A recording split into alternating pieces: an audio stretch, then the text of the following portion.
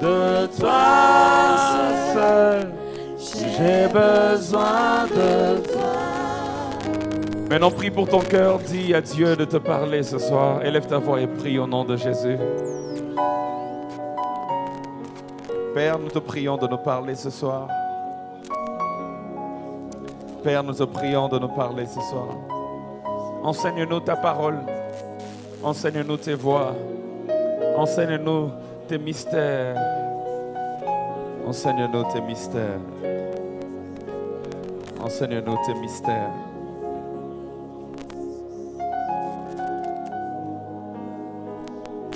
Seigneur, donne-moi une pensée cohérente avec celle de ton esprit. Donne-moi les paroles qu'il faut, les phrases qu'il faut. Merci pour l'inspiration de la préparation. Mais merci aussi pour l'inspiration du moment, de la transmission. Seigneur, parle-nous aujourd'hui, alors que nous voulons explorer les dons spirituels. Que l'esprit du message soit aussi avec nous.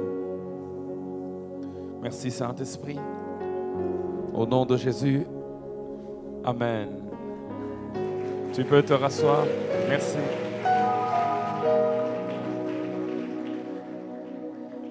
Merci aussi à la chorale.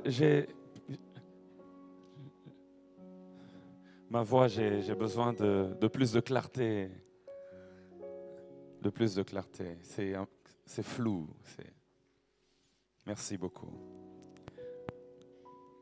Un grand merci à l'homme de Dieu, le pasteur Félix, qui cette semaine n'est pas avec nous, mais qui revient très très bientôt.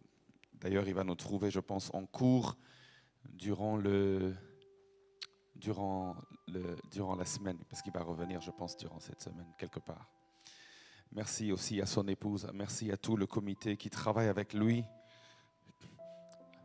Alors, le thème qui a été retenu pour nous, c'est les dons spirituels pour opérer dans le surnaturel. Vous avez remarqué, pour ceux qui ont vu l'affiche, vous avez remarqué qu'il y a eu une erreur sur l'affiche. L'erreur, c'est dans le premier passage. Ce n'est pas 2 Timothée 1,16, c'est plutôt 2 Timothée 1,6. Donc il y a le 1 du 16 qui doit être enlevé pour que ce soit 2 Timothée 1,6. Mais le deuxième passage a été bien repris, c'est 1 Corinthiens 12, 1 à 12. Alors, en introduction de mon message, j'aimerais vous dire déjà que ce soir, je ne vais pas prêcher. Ce soir, je vais enseigner. Alors, si tu as emmené ton bloc-notes et tu as emmené un stylo, tu as bien fait, parce que ce soir, je vais enseigner. Il y aura une tonne de passages. Ça sera un enseignement. Je parlais dernièrement avec Patrick Otigui qui me disait qu'il y a des gens qui ont demandé s'il y avait possibilité de poser des questions. On va voir si ce soir, ça sera possible. Si vous avez des questions, notez-les. Au cas où vous ne poseriez pas la question directement, notez-la sur un bout de papier, remettez au service de protocole, ça va me parvenir. Parce que ce que je compte faire dans les jours qui viennent, c'est qu'avant d'entrer dans la matière du jour, si jamais il y a des questions qui nous sont parvenues, c'est de répondre aux questions et avant d'aller. Le séminaire de cette semaine est spécial. C'est un séminaire d'enseignement et de prière. Nous allons réserver quelques temps à la fin toujours pour prier. Mais le focus de mon séminaire, le focus, c'est vraiment l'enseignement. Je vous garantis pas que je vais enseigner tous les jours parce que aujourd'hui, je fais une grande introduction générale sur les dons spirituels. Donc, si vous cherchez un sous-thème pour aujourd'hui, nous allons aller en 3 points. Le premier grand point de ce soir, ce sera ou encore des généralités sur les dons spirituels. Quand je parle de généralité sur le don spirituel, ce sera ça mon premier point. Je vais insister en particulier sur l'interprétation des textes de Paul. Parce que Paul a beaucoup parlé des dons spirituels. Il en a parlé dans 3 de ses épîtres. Il en a parlé dans Romains, il en a parlé dans Éphésiens, il en a parlé dans 1 Corinthiens. Il a beaucoup parlé sur les dons spirituels. Nous allons aujourd'hui aller essayer de voir l'interprétation correcte de ce que Paul veut dire sur les dons spirituels. À part Paul, il n'y a que Pierre qui a parlé des dons spirituels, mais très brièvement, il en a parlé dans un seul verset d'ailleurs, un seul verset. Nous allons voir ça tout à l'heure. J'ai demandé à la technique de nous préparer un tableau comparatif, et on va voir ce tableau comparatif, et nous allons y aller point par point, parce que dans ce tableau, nous allons voir, ce tableau nous donne quelques préalables à connaître pour comprendre les dons spirituels et leur fonctionnement. Le deuxième grand point de ce soir, c'est-à-dire après les généralités, nous allons toucher à l'analyse de 1 Corinthiens 12, parce que vous avez vu sur l'affiche, il y a 1 Corinthiens 12. Pour ce soir, nous allons oublier un peu 2 Timothée 1, 6. Nous allons nous focaliser sur 1 Corinthiens 12. Analysez cela de fond en comble, parce que lorsqu'on vous parle des dons spirituels, le premier passage qui vous vient en tête, pour ceux qui lisent la parole de Dieu, c'est 1 Corinthiens 12, où Paul a fait une énumération des dons spirituels, et beaucoup d'ailleurs se basent sur 1 Corinthiens 12 pour dire qu'il y a 9 dons spirituels. Mais nous allons voir ce soir qu'il n'y a pas 9 dons spirituels, il y en a plus, il y a plus que 9 dons spirituels, il y a une vingtaine cités dans la Bible. Nous allons le voir parce que j'aimerais aujourd'hui que nous puissions faire tomber un peu toutes les idées qu'on nous a données mais qui ne sont pas bibliques. On va être enseigné à la lecture de la parole de Dieu. Donc on va faire une analyse profonde de 1 Corinthiens 12 et le troisième grand point que nous allons exploiter ce soir, si le temps me le permet, je compte déjà commencer avec le premier don. Comme l'a dit notre cher papa durant le dimanche passé, j'avais annoncé que j'insisterais sur 4 dons spirituels. Il y en a beaucoup, on ne peut pas tout exploiter en 4 jours. Mais j'insisterai sur 4 et par la grâce de Dieu, dans les temps qui viennent, dans les semaines qui viennent, dans les mois qui viennent, peut-être même dans les années qui viennent, nous reviendrons sur les autres. Et comme c'est un mois de dons spirituels, je crois que d'autres orateurs dans d'autres cultes reviendront aussi sur d'autres dons. Mais j'insisterai sur 4 et le premier, si le temps le permet, nous le verrons déjà ce soir. Nous allons ouvrir le bal avec le don du discernement des esprits. Et vous allez vous rendre compte que dans le grec original, on ne dit pas le don du discernement des esprits parce que discernement dans le grec c'est au pluriel. Donc c'est le don des discernements des esprits. Nous allons voir pourquoi le pluriel. Pourquoi faudrait-il dire des discernements et non du discernement? C'est un détail technique, mais on va voir ça toute son importance. On va voir ça tout à l'heure. Est-ce que vous êtes là ce soir? Donc comme je disais, souffrez avec moi que ce soir je ne prêche pas, mais que j'enseigne. Donc si je ne bouge pas trop, que je ne crie pas trop, je suis en mode professeur, enseignant. Donc voilà, c'est très important. Les généralités sur les dons sont tellement abondantes que prêcher, ça ne marchera pas. Il faudrait enseigner. Et demain, par la grâce de Dieu, nous parlerons du don de prophétie. Du don de prophétie qui est très très important. Et si tout va bien, le troisième jour, nous parlerons du don des guérisons. Pourquoi j'insiste sur le don des guérisons? Nous allons le voir parce que je pense que la guérison a 3 dimensions. Mais généralement, lorsque nous parlons du don des guérisons, nous n'exploitons qu'une dimension. Mais on va voir les 2 autres.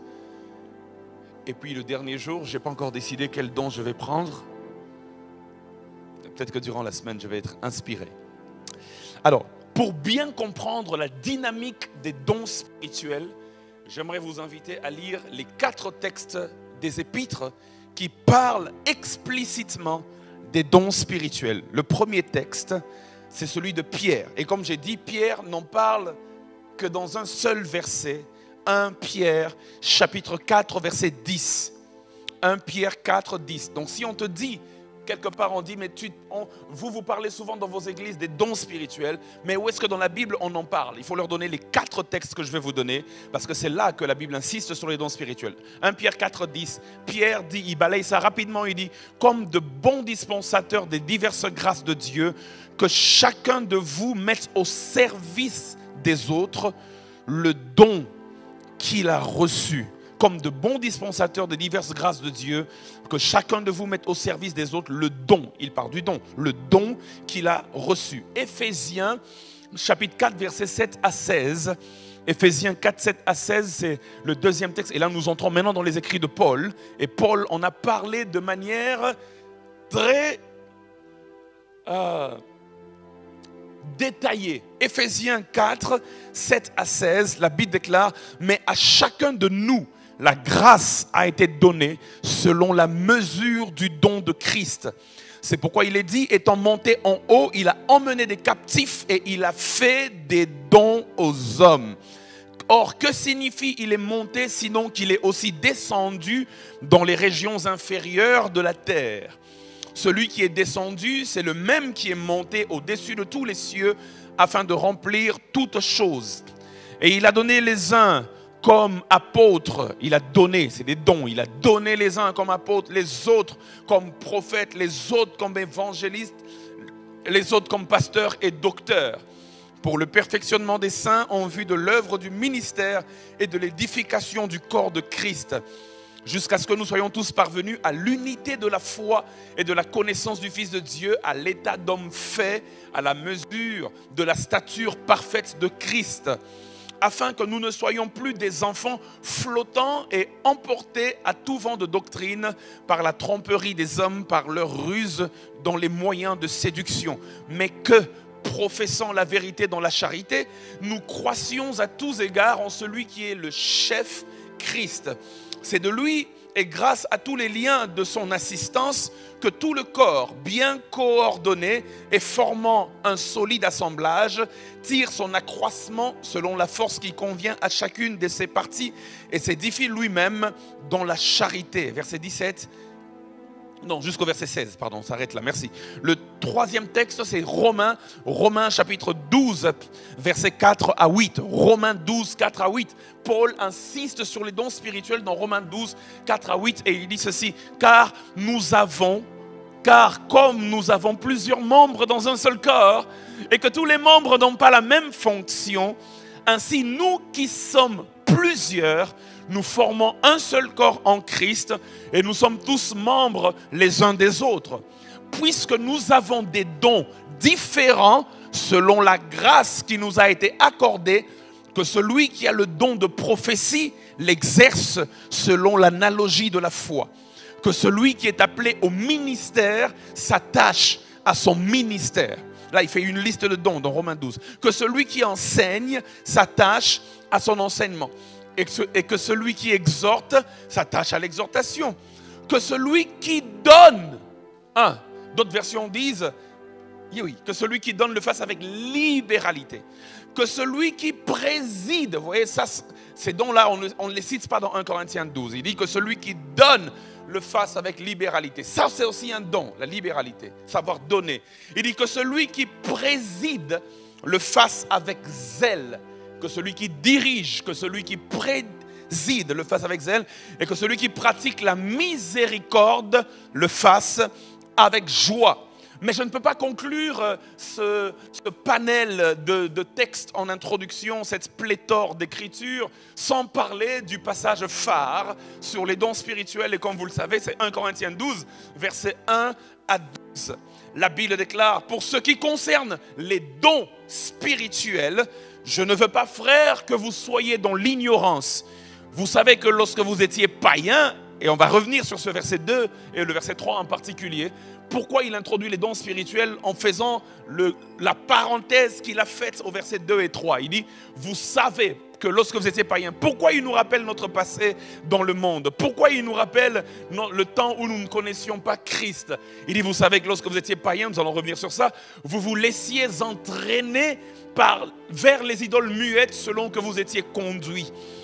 C'est pourquoi je vous déclare que nul, s'il parle par l'Esprit de Dieu, ne dit Jésus est anathème, qui veut dire Jésus est maudit. Et que nul ne peut dire Jésus est le Seigneur, si ce n'est par le Saint-Esprit. Là, il ferme sa parenthèse. Il revient sur les dons. Mais pourquoi cette parenthèse? Il y a diversité de dons, mais le même Esprit. Diversité de ministères, mais le même Seigneur. Diversité d'opérations, mais le même Dieu qui opère tout en tous. Or, à chacun, la manifestation de l'Esprit est donnée pour l'utilité commune. En effet, à l'un est donné par l'Esprit une parole de sagesse, premier don. À un autre, une parole de connaissance, selon le même Esprit. À un autre, la foi, 3, par le même esprit. À un autre, le don des guérisons, 4, par le même esprit. À un autre, le don d'opérer des miracles, 5. À un autre, la prophétie, 6. À un autre, le discernement des esprits, 7. À un autre, la diversité des langues, 8. Et à un autre, l'interprétation des langues, 9. Un seul et même esprit opère toutes ces choses, les distribuant à chacun en particulier comme il veut. Car comme le corps est un et a plusieurs membres, et comme tous les membres du corps, malgré leur nombre, ne forment qu'un seul corps, ainsi en est-il de Christ. Est-ce que tu peux acclamer la parole de Dieu ce soir? Wonderful. Magnifique. Je me suis rendu compte en faisant une étude un peu plus approfondie que à chaque fois que Paul, et on va se concentrer sur les textes de Paul, on va oublier 1 Pierre 4,10, on va se concentrer sur Paul parce que Paul en parle de manière détaillée.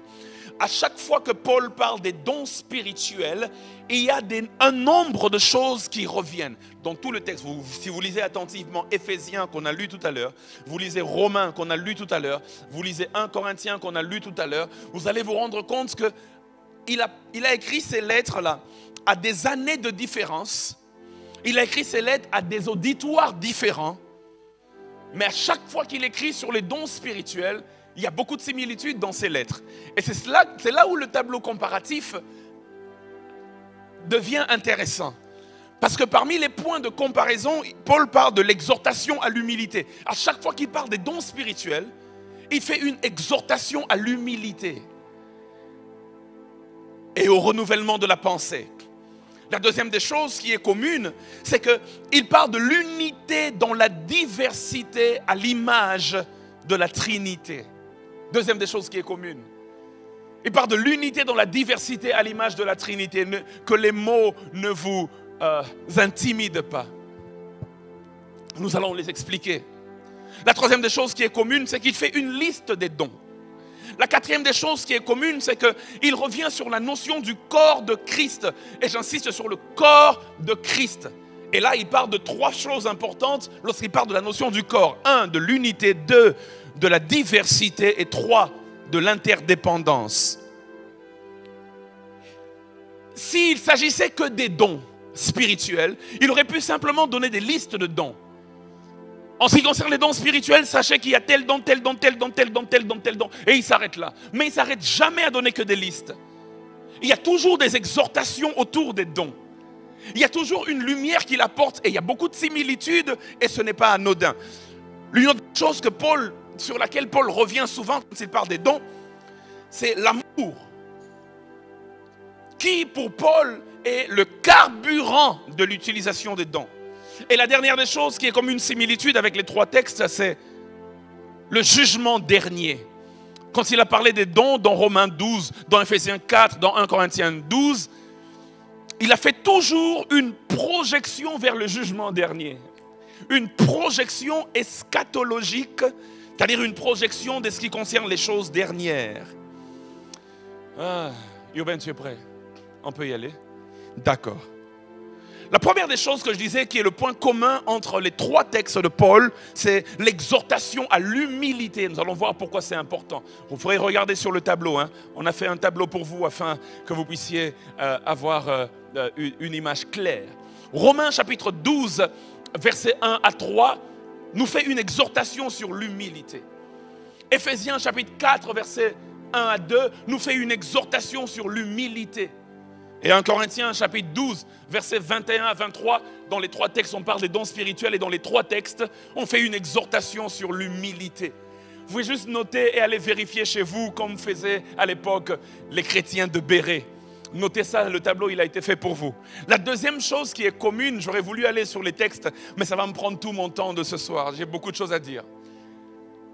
La deuxième chose qui est commune, et on va revenir sur cela, je reviendrai sur l'exhortation à l'humilité. La deuxième chose qui est commune, c'est l'unité dans la diversité à l'image de la Trinité. Par contre là, Urbain, je vais te demander de faire une pause sur le tableau et de me donner en particulier Éphésiens 4, 4 à 6 et 1 Corinthiens 12, 4 à 6, où nous allons voir l'unité dans la diversité à l'image de la Trinité. À chaque fois que Paul parle des dons spirituels, il veut que nous fonctionnons comme Dieu dans sa diversité. Qu'est-ce que je veux dire? À chaque fois que Paul parle des dons spirituels, il mentionne la Trinité, c'est-à-dire le Père, le Fils et le Saint-Esprit. Mais pourquoi la mention de la Trinité? Est-ce qu'on peut aller avec le premier texte, celui de Éphésiens 4, 6? Il dit, il y a un seul corps et un seul esprit. Verset 4. Au verset 4, il mentionne l'esprit. Vous avez vu, n'est-ce pas? Il y a un seul corps et un seul esprit, le Saint-Esprit. Allez-y au verset 5. Au verset 5, il dit, il y a un seul Seigneur. Là, il mentionne le Fils, Seigneur Jésus-Christ. Et une seule fois, un seul baptême. Verset 6, il dit, il y a un seul Dieu et Père de tous. La Trinité est réunie. Au verset 4, il parle de l'Esprit. Au verset 5, il parle du Seigneur Jésus, le Fils. Au verset 6, il parle du Père. Faisons une analogie avec 1 Corinthiens chapitre 12, verset 4 à 6. 1 Corinthiens 12, verset 4 à 6. Il dit, il y a diversité de dons, mais le même esprit. Il mentionne l'esprit au verset 4. Verset 5, il dit, il y a diversité de ministères, mais le même Seigneur. Il mentionne le Fils au verset 5. Verset 6, il dit, il y a diversité d'opérations, mais le même Dieu qui opère tout en tous. Dans le même texte où il parle de dons spirituels dans Éphésiens 4, le même texte où il parle de dons spirituels dans 1 Corinthiens 12, il n'en parle pas sans avoir mentionné la Trinité. C'est un fait intéressant. Parce que dans les dons spirituels, ce que Paul nous dit, il dit de la même manière que chaque personne en Dieu a un rôle défini, mais ils travaillent ensemble. De la même manière, vous chrétiens, vous avez des dons différents. Chacun a sa tâche, mais vous devez apprendre à travailler ensemble. Il nous donne une image de la Trinité pour nous renvoyer sur la notion de l'unité dans le corps. L'unité dans la diversité. Il dit l'Esprit s'occupe des dons. Il dit le Fils s'occupe des ministères. Le Père s'occupe des opérations, mais jamais vous n'aurez entendu des disputes dans le ciel. Le Père se dispute avec le Fils et le Fils se dispute avec l'Esprit. Vous n'entendrez jamais ça. Parfaite cohésion. De la même manière, vous êtes différents. Il y a une diversité, mais il est possible d'être un, même quand on est différent. Est-ce que je parle à quelqu'un ce soir?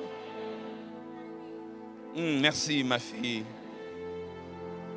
Et quand il parle des dons spirituels, une autre notion, on peut revenir sur le tableau urbain, c'est qu'il fait une liste des dons. Il fait une liste des dons. Par exemple, dans Romains chapitre 12, versets 6 à 8, il fait une liste des dons. De quels dons il parle dans Romains 12, 6 à 8? On a lu ça tout à l'heure. Il parle du don, celui qui enseigne, qu'il se donne à l'enseignement, le don d'enseigner. Celui qui exhorte, qu'il se donne à l'exhortation. Et il va même plus loin, il dit que celui qui donne le fasse avec libéralité. Est-ce que vous savez que même donner, c'est un don? Mais vous, j'ai jamais vu des gens qui ne donnent pas. Même, ils ont beaucoup, ils ne donnent pas. Donner ne dépend pas de la quantité de ce que l'on a. Donner, savoir partager avec les autres, c'est un don. Il dit que celui qui donne le fasse avec libéralité. Il le cite parmi les dons. Il dit que celui qui a le don de prophétie l'exerce avec analogie. Verset 7. Verset 7, il dit que celui qui est appelé au ministère s'attache à son enseignement. Verset 8. Il dit même que celui qui préside, celui qui dirige, ça aussi c'est un don. Qu'il le fasse avec zèle. Tout le monde n'est pas appelé à diriger. Et il dit que celui qui pratique la miséricorde, même ça encore c'est un don. Vous faites face à la même situation, vous regardez le même problème, vous regardez la même difficulté par laquelle une sœur est en train de passer. Les autres regardent seulement et ça leur fait rien. Oh, elle souffre, hein? Oh, gloire à Dieu. Mais toi, quand tu regardes, il dit que celui qui pratique, ça te touche, tu veux pratiquer la miséricorde pour sortir cette sœur de sa galère. Même ça, c'est un don. Alléluia. Il y a une liste des dons dans Éphésiens chapitre 4, versets 7 à 12, qu'on appelle les dons gouvernementaux. Je reviendrai sur cela. Il y a une liste de dons dans 1 Corinthiens 12, 7 à 11. On a compté tout à l'heure, versets 7 à 11 de 1 Corinthiens 12. On nous fait une liste de 9 dons spirituels. C'est pour ça que la plupart d'entre nous pensent qu'il y a 9 dons spirituels. Mais Il n'y a pas 9 dons spirituels. Urbain va avec moi au verset 28 à 31, 1 Corinthiens 12, au verset 28 à 31. Du verset 7 à 11, il cite 9 dons. Maintenant, allons au verset 28, 1 Corinthiens 12, le même chapitre. Maintenant, au verset 28, écoutez ce qu'il dit. Dieu a établi dans l'Église, premièrement, des apôtres. Là, il cite d'autres dons. Secondement, des prophètes. Troisièmement, des docteurs. Ensuite, ceux qui ont le don de quoi? Des miracles. Puis ceux qui ont les dons de quoi? De guérir. Puis ceux qui ont le don de secourir, de gouverner et de parler dans diverses langues. Dans le même chapitre où il a parlé des dons spirituels, à la fin du chapitre, il ajoute d'autres dons dont il n'a pas parlé au verset 7 jusqu'au verset 11. Le don des miracles, il en avait parlé. Le don de parler diverses langues, il en avait parlé. Le don de guérir, il en avait parlé. Ok, on peut dire que prophète, apôtre, docteur, il en a parlé dans Éphésiens 4. Mais il ajoute 2 dons que je n'ai pas vus ailleurs. Il dit le don de secourir et le don de gouverner. Donne-moi un bon amen. Il y a plusieurs dons spirituels. Regarde ton voisin, dis-lui, il y en a plus que 9. Dis, il y en a plus que 9. J'aimerais faire, avant d'aller plus loin, une autre chose. Ce que j'ai trouvé intéressant, c'est qu'à chaque fois que Paul parle des dons spirituels, Grégoire, il introduit la notion du corps. Dis avec moi le corps. Non, dis encore bien le corps. Pourquoi à chaque fois qu'il parle des dons spirituels, il parle du corps? Là, j'aimerais vraiment qu'on le lise parce que c'est très important.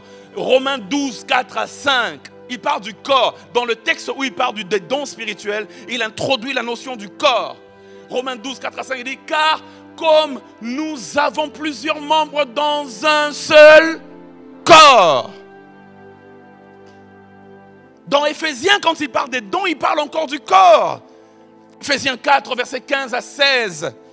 Éphésiens 4, versets 15 à 16. Il dit quoi? Il dit, mais que professant la vérité dans la charité, nous croissions à tous égards en celui qui est le chef, Christ. Verset 16, il dit, c'est de lui et grâce à tous les liens de son assistance que tout le corps.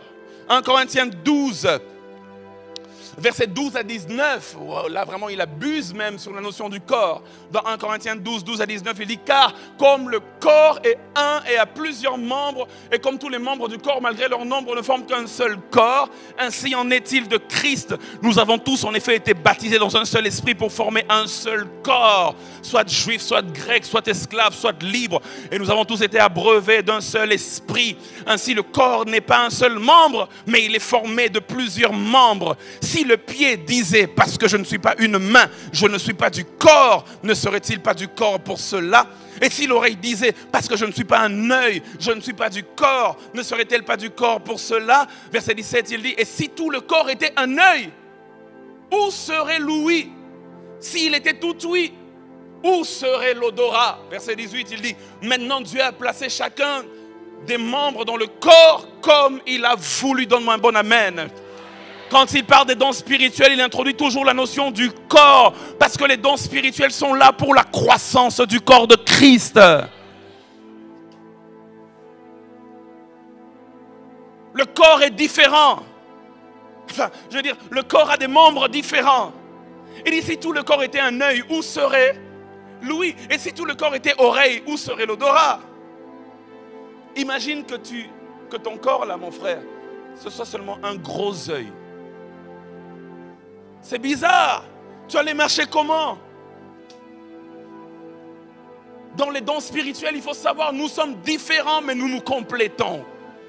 J'aimerais le répéter, nous sommes différents, mais nous nous complétons. Alléluia. Alléluia. L'œil peut voir, mais il a besoin de la main pour saisir. La main peut saisir, mais elle a besoin de la bouche pour manger. L'œil peut voir, mais il a besoin du pied pour se diriger vers l'endroit qu'il a vu. Et si tu n'entends pas l'appel de quelqu'un, comment vas-tu te retourner pour le voir? Et les mamans qui préparent pour nous des bons mets dans la cuisine connaissent l'importance de l'odorat. Je connais un homme qui n'avait pas d'argent, il est juste allé dans le coin, il a acheté le manioc. Chez nous, on dit la chikwang. Il revient avec son manioc. Il n'avait pas de plat pour manger son manioc. Il n'avait que l'accompagnement, le manioc. Il n'y avait ni poulet, ni poisson, il n'y avait rien. Mais il passe sur une avenue. Et quand il passe sur cette avenue-là, il y avait une dame qui était dans une maison qui préparait, mais c'était extraordinaire. Et l'odeur de sa nourriture se répandait sur toute l'avenue. Ça ne t'est jamais arrivé, tu passes quelque part, mais tu sens une odeur, tu as envie de rester. Parce que c'est magnifique. Et l'odeur est en train de se répandre. Et cet homme, il est resté là avec son manioc. Il a commencé à manger jusqu'à ce qu'il a fini le manioc. S'il n'avait pas d'odorat, comment allait-il manger? Alléluia. Toute partie du corps est importante. Et Paul, il fait une formule dans la version Semeur. Il dit, il y a même certaines parties dont il n'est pas décent de parler, qu'on ne peut pas mentionner en public, par décence, c'est lui-même c'est la formule qu'il utilise. Mais si elle ne fonctionnait pas, certains seraient déjà morts. Amen. Dis encore à ton voisin, le corps. Et quand il parle des dons spirituels, nous sommes toujours dans la généralité, il y a une notion qu'il introduit encore. Urbain, c'est la notion de l'amour, qui est le carburant des dons spirituels. Il parle de l'amour dans Romains 12, versets 9 à 14. Dans le chapitre des dons spirituels, il glisse la notion de l'amour. Que l'amour soit sans hypocrisie. Il parle de l'amour dans Éphésiens 4, verset 15. Il glisse la notion de l'amour en plein milieu des dons spirituels. Dans Éphésiens 4, verset 15, vous allez lire. Il dit, mais que professant la vérité dans l'amour, que nous croissions à tous égards. Il parle de l'amour dans 1 Corinthiens chapitre 13, verset 1 à 13. Dans 1 Corinthiens 12, il a parlé de dons spirituels. Dans 1 Corinthiens 14, il revient encore, il parle des dons spirituels. Mais dans 1 Corinthiens 13, entre 12 et 14, dans 13, il parle de l'amour. Parce qu'il dit que si vous avez les dons spirituels, mais que vous les exercez sans amour, vous n'êtes qu'une cymbale qui retentit. L'amour doit être le carburant de l'utilisation des dons. L'amour doit être la motivation. Le don n'est pas pour l'orgueil, le don est pour l'édification. Est-ce que je parle à quelqu'un? Et quand il parle des dons pour compléter le tableau, quand il parle des dons, il parle aussi du jugement dernier, ou encore un clin d'œil vers les temps de la fin, ou encore vers l'eschatologie, ou si vous voulez, vers le jour du retour du Seigneur.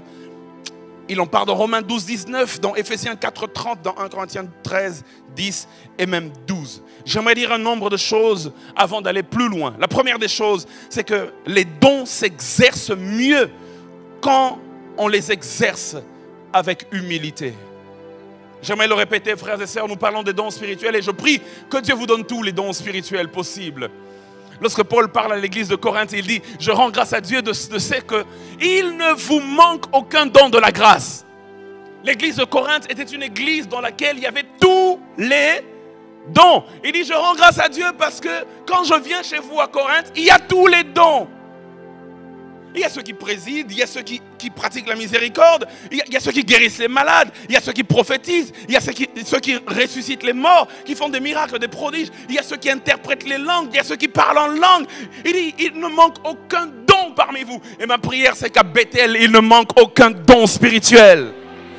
Mais Paul dit, et il nous montre dans ses écrits, que si on n'exerce pas le don avec humilité, on va le tordre. On va mal l'utiliser.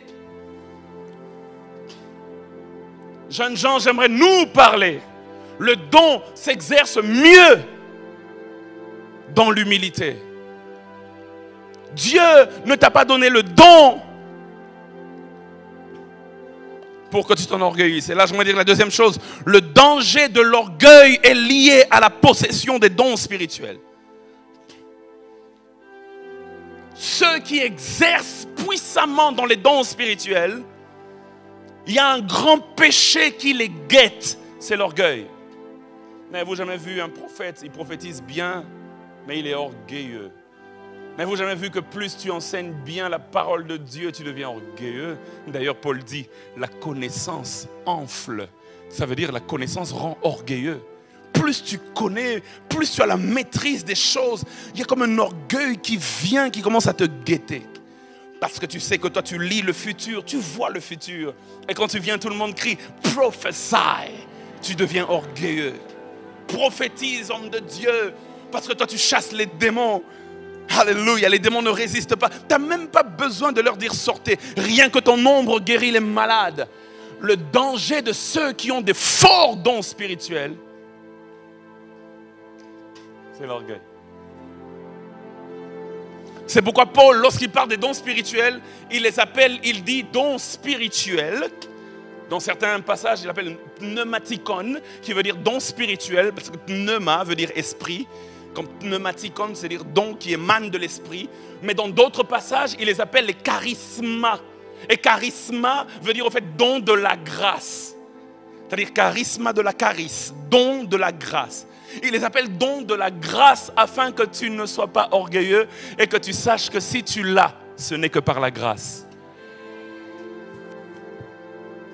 Est-ce que je parle à quelqu'un? Il t'appelle don de la grâce, charisma ou encore charismata. Charisma de la charis. La charis, ça veut dire la grâce. Charisma ou charismata, c'est le don, soit au singulier, soit au pluriel. Don de la grâce. La troisième chose que j'aimerais dire avant d'aller plus loin, c'est que l'apôtre Paul nous encourage à aspirer aux dons les meilleurs. 1 Corinthiens 12, 31. Il dit aspirer aux dons les meilleurs. Aspirer. Il faut les vouloir, les dons spirituels. Il faut les désirer, il faut aspirer, il faut en rêver. Si tu ne prophétises pas, il faut prier, aspire que Dieu t'ouvre les yeux. Si tu ne guéris pas les malades, aspire. Il dit aspirer aux dons spirituels. Mais après il dit, tout en sachant que Dieu demeure souverain dans leur attribution. Il donne comme il veut, à qui il veut. Romains chapitre 12, verset 3, partie B. Même si tu pries et que tu aspires, si Dieu dit, il ne te donne pas, il ne te donne pas. Parce qu'il donne comme il veut à qui il veut.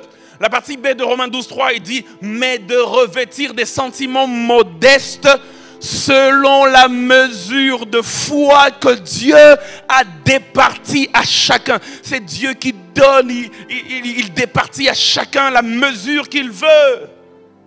Oh my God. Oh my God. C'est pour cela que tu dois aimer ton originalité.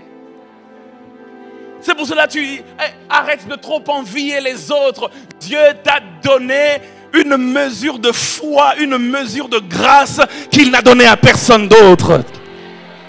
Il peut y avoir 1000 enseignants de la parole de Dieu, mais personne n'enseigne comme l'autre. Chacun a sa particularité. Il peut y avoir 1000 prophètes qui prophétisent, mais chacun a sa particularité. Il donne comme il veut. 1 Corinthiens chapitre 12, verset 11. 1 Corinthiens 12, 11. Il dit dans 1 Corinthiens 12, 11, il dit, my God, il dit, un seul et même esprit opère toutes ces choses, les distribuant à chacun en particulier comme l'esprit donne les dons comme il veut. Oui, aspirez, demandez les dons, mais gardez dans un coin de votre tête que Dieu est souverain dans la distribution des dons spirituels. L'autre chose que j'aimerais dire comme point très très important, on est dans les généralités. Si vous avez de quoi noter, notez, méditez sur cela. Priez par rapport à cela. Un séminaire d'enseignement. Les dons sont destinés à l'édification de l'Église. Les dons ne sont pas là pour ta gloire personnelle. Les dons sont destinés à la construction des membres de l'Église, à l'édification de la foi de l'Église. C'est pour ça que l'apôtre insiste beaucoup sur cela, d'où l'image répétitive du corps. Un corps est appelé à grandir.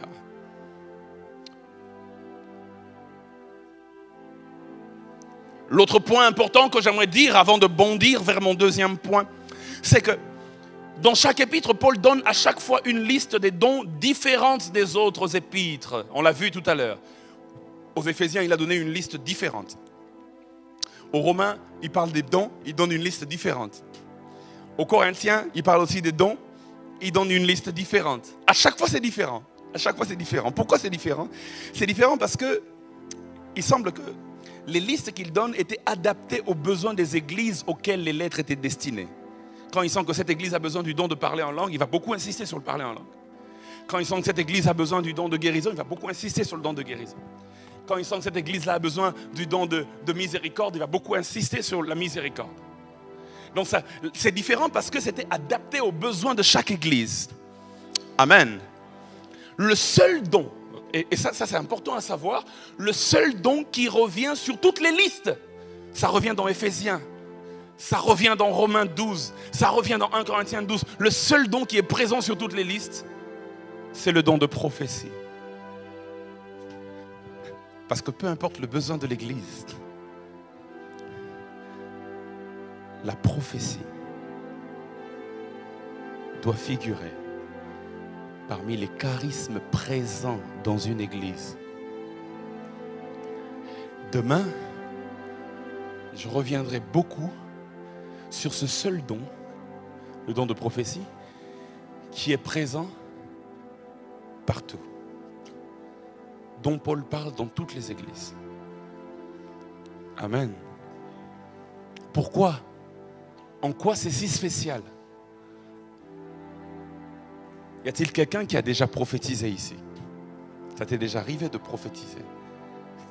Ah ouais? Vous êtes timide ou bien il n'y a que 2 personnes? Ah ouais? Okay. Ça t'est déjà arrivé de prophétiser? Ça t'est déjà arrivé? Demain, nous allons prier que le vœu de Moïse s'accomplisse.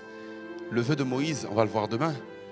Il disait, je désire que tout le peuple soit composé de prophètes. Tout le peuple. Et Paul aussi avait un vœu dans 1 Corinthiens 14, il dit, ainsi vous pouvez tous prophétiser. Nous pouvons tous prophétiser. Oh my God. Demain, il y a même des gens qui ne voyaient pas et qui vont commencer à voir. Je le crois, je le crois. Parce qu'ainsi, nous pouvons tous prophétiser. L'autre chose que j'aimerais dire, et je l'ai déjà dit plusieurs fois, je ne vais même pas le redire parce que je le lis dans mes notes, je me rends compte que j'ai déjà beaucoup dit. Et j'aimerais juste dire une autre chose ici rapidement, c'est que vous avez sûrement remarqué, si vous avez lu avec moi attentivement, vous avez remarqué qu'il y a des différences entre les 3 textes en termes de dons. Vous avez remarqué que dans Éphésiens, les dons dont il parle, c'est les personnes. Vous avez remarqué ça? Il dit, il a fait des dons aux hommes. Il a donné aux uns d'être apôtres. Ça, ce n'est pas une chose, ce n'est pas une onction, c'est une personne. À d'autres d'être prophètes, à d'autres d'être évangélistes, à d'autres d'être pasteurs et docteurs. Là, c'est des personnes. Donc, dans les dons que Dieu donne, il y a les personnes. Ça, c'est dans Éphésiens, c'est la particularité d'Éphésiens. Les dons comme personnes. L'un des grands dons que Dieu va te donner, c'est une personne à côté de toi. Et d'autres dons, il dit les services. Là, c'est dans Romains en particulier. Dans Romains, lorsqu'il parle des dons, il dit le don, par exemple, de faire miséricorde aux autres. Ça, c'est un service que tu rends à quelqu'un. Le don, par exemple, de donner, la libéralité, c'est un service. Il parle des services. Être diacre, c'est un don, c'est un service. Mais après, il y a aussi des dons, comme particulièrement dans 1 Corinthiens 12, où il parle des charismes.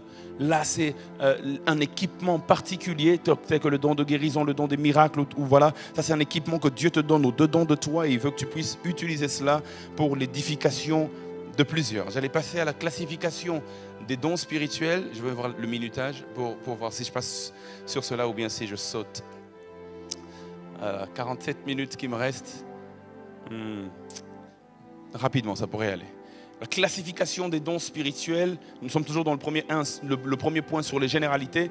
Et dans cette classification, j'ai vu plusieurs qui classifient les dons spirituels de plusieurs manières. Certains parlent des dons de puissance, d'autres parlent de dons de révélation, d'autres parlent de dons de parole, de diction, d'information, tout ce que vous voulez. J'ai vu plusieurs classifications, mais ces classifications en général ne tiennent compte que des dons en termes de charisme de 1 Corinthiens 12. Alors que les dons, comme on a vu, ce n'est pas seulement les charismes. Les dons peuvent aussi être des services. Les dons peuvent aussi être des personnes. Alors j'ai cherché pour vous une classification qui réunit tout ça. Et j'ai trouvé un auteur qui s'appelle Alfred Cohen, beaucoup de pasteurs le connaissent, qui lui il a bien classifié les dons spirituels dans leur globalité. Donc sa classification touche et au charisme, et aux personnes, et aux services. Il dit qu'il y a 4 grandes classifications. 1, les dons qu'il appelle les dons de proclamation. 2, les dons de service. 3, les pouvoirs spéciaux. Et 4, les dons de louange et de prière. Donc je vais rapidement les balayer. Et puis après, nous allons passer à une partie beaucoup plus intéressante. Dans les dons de proclamation, il cite l'apôtre, la prophétie, l'exhortation, l'évangéliste, l'enseignement, c'est-à-dire le pasteur et le docteur, la parole de connaissance et même la parole de sagesse. Tout ça, c'est les dons de proclamation. Juste pour votre information, pour aller regarder ou repartir sur le live afin de tout noter parce que je sais que je suis en train de passer très très vite. Les dons de service, là il y a la diaconie, le don d'aider, l'habileté manuelle, la libéralité, la miséricorde, l'hospitalité, la présidence ou la direction. Ça c'est les dons de service. Les pouvoirs spéciaux sont composés de 4 dons. Le don de foi, le don des guérisons, les dons des miracles et le don du discernement des esprits. Et enfin, les dons de louange et de prière sont composés des dons musicaux, le don de parler en langue et le don d'interprétation des langues. Ouf, frères et sœurs, on vient de finir les généralités. Waouh. Deuxième point, analyse de 1 Corinthiens 12. Et je vais demander à Ruben de me remettre 1 Corinthiens 12 sur l'écran. Restez avec moi, ça va commencer à devenir un peu plus intéressant à partir d'ici. L'analyse de 1 Corinthiens 12, verset 1. Tous les versets qui précèdent les dons spirituels. Il commence à parler vraiment des dons au verset 4, quand il dit il y a diversité de dons, mais le même esprit. Mais avant le verset 4, relisons le verset 1 jusqu'au verset 3. Je vous avais dit tout à l'heure, pourquoi il a ouvert cette parenthèse? Pourquoi a-t-il ouvert cette parenthèse? Au verset 1, il dit, pour ceux qui concernent les dons spirituels, les pneumatikon, c'est ça le mot en grec. Pour ceux qui concernent les dons spirituels, je ne veux pas, frère, que vous soyez dans l'ignorance. Reste là, Urbain. Verset 1 toujours. Pour ce qui concerne les dons spirituels, je ne veux pas que vous soyez dans l'ignorance. D'accord. Alors ouvre les yeux de nos cœurs afin que l'ignorance tombe. Parle-nous des dons spirituels. Il aurait dû, si c'était moi, je ne veux pas que vous soyez dans l'ignorance. Voici les dons spirituels, dons de guérison, dons de ceci. Mais ce n'est pas ce qu'il fait, il fait un détour. Il ouvre une parenthèse. Et j'aimerais vous dire, frères et sœurs, il n'y a pas un verset qui est là dans la Bible au hasard. À chaque fois qu'il y a même une parenthèse ouverte, c'est qu'il y a forcément une leçon derrière.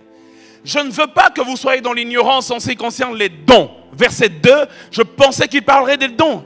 Et là, il nous rappelle le paganisme. Il dit, vous savez, lorsque vous étiez païen, vous vous laissiez entraîner vers les idoles muettes selon que vous étiez conduits. Mais en quoi ça concerne les dons spirituels?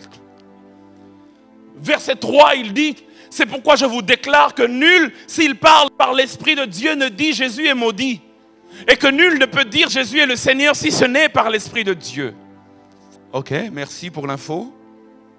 Et au verset 4, il dit, il y a diversité de dons. Il revient sur les dons. Donne-moi un bon amen et j'avance.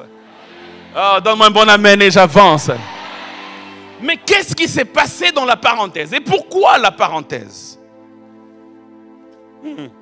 Reviens sur le verset 2 et je vais commencer mon explication. Il dit, vous savez que lorsque vous étiez païens, vous vous laissiez entraîner vers les idoles muettes. Alors, maintenant il faut savoir que le mot qui est là, entraîner, le mot que Louis II a traduit par entraîner, était un terme technique de ravissement extatique dans les cultes à mystère. Je vais vous le dire de manière très claire.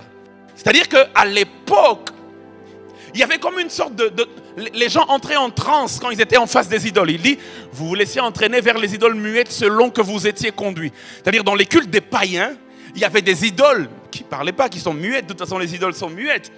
Ces idoles étaient là et les membres des sectes, les membres de ces groupes religieux, ils se laissaient entraîner, ils étaient possédés par des démons dans ces cultes-là et ils commençaient ils se laissaient entraîner au fait vers les idoles muettes. C'était un ravissement extatique, ils allaient comme en extase.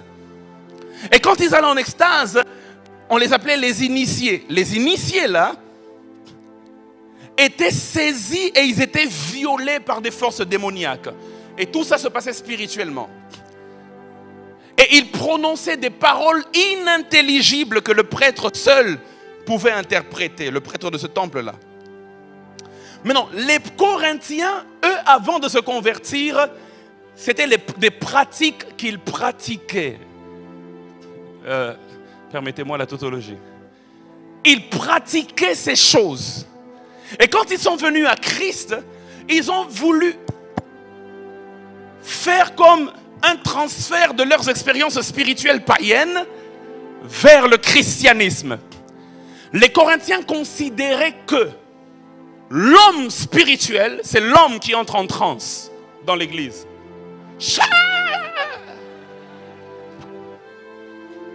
Les Corinthiens considéraient que l'homme spirituel, c'est celui qui entre en extase et qui dit des paroles inintelligibles. Maintenant, Paul est en train d'essayer de corriger cela. Restez avec moi, je vous emmène quelque part.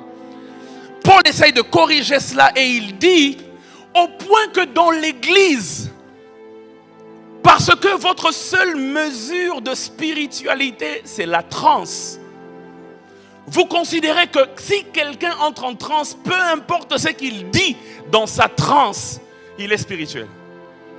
C'est pour ça le verset 3, il dit, vous vous laissiez entraîner vers les idoles muettes selon que vous étiez conduits. Verset 3, il dit, peu importe le degré de l'expérience spirituelle, je vous le déclare, nul, s'il parle par l'esprit, ne peut dire Jésus est maudit. Parce qu'il y a des gens qui étaient en transe et qui disaient n'importe quoi. Jésus est maudit dans leur transe. Jésus est maudit, Jésus est maudit. Mais parce qu'ils sont en transe, eux, ils considéraient que ça, c'est un homme spirituel. S'il dit Jésus est maudit, alors qu'il est en transe comme ça par l'esprit, c'est que vraiment Jésus est. Alors Paul, il corrige, il dit, et que nul ne peut dire Jésus est Seigneur, si ce n'est par le Saint-Esprit. Qu'est-ce que Paul veut dire par là? Il veut dire ceci. Ce n'est pas la transe qui importe dans les dons spirituels, c'est le message.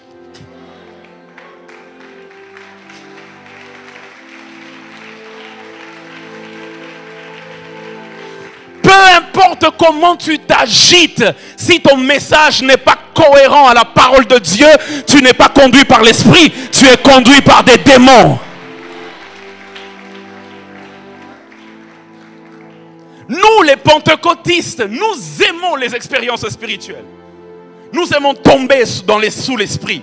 Nous aimons comme si on est en train de planer. Mais ce n'est pas l'expérience qui compte. Ce qui compte, c'est d'abord le message. Le message. Parce que si tu dis ainsi parle l'Éternel, Jésus est maudit, alors frère, je vais t'engager.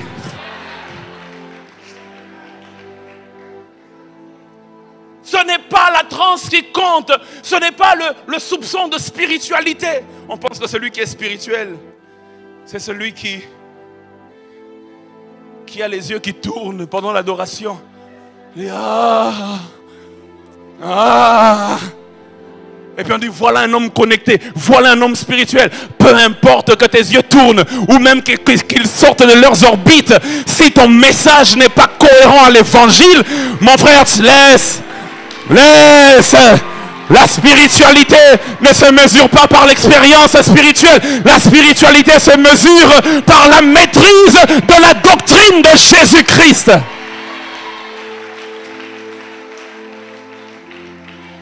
Est-ce que je parle à quelqu'un ce soir? Toute expérience spirituelle qui ne glorifie pas Jésus-Christ et qui n'exalte pas sa seigneurie n'est pas de Dieu. N'est pas de Dieu. N'est pas de Dieu. Si ça ne glorifie pas Christ, laisse tomber mon frère, Hacha. Hein? Tikanayo. En Wolof, on dit quoi, Grégoire? Teman. Bon, bref, c'est ce qu'il a dit là.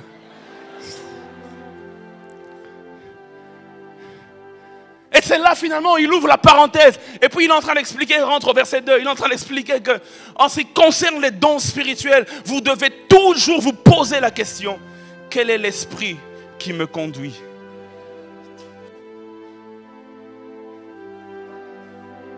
Quel est l'esprit qui me conduit? C'est pour cela que j'ai voulu parler ce soir du discernement des esprits. Personne ne va nous intimider. Un politicien chez nous, on l'avait arrêté, on l'a frappé. Il faisait une marche contre le pouvoir. Il y a une année ou deux. Donc on l'a arrêté, on a commencé à le frapper. Et quand il a fini d'être frappé, il rassemble sa base. Quand il rassemble sa base, il fait un discours. On a juste pris une partie du discours, vous savez, la génération réseaux sociaux. On coupe que la partie qui nous intéresse. Et dans cette partie-là, il est en train de crier, personne ne va nous intimider. Personne ne va nous intimider.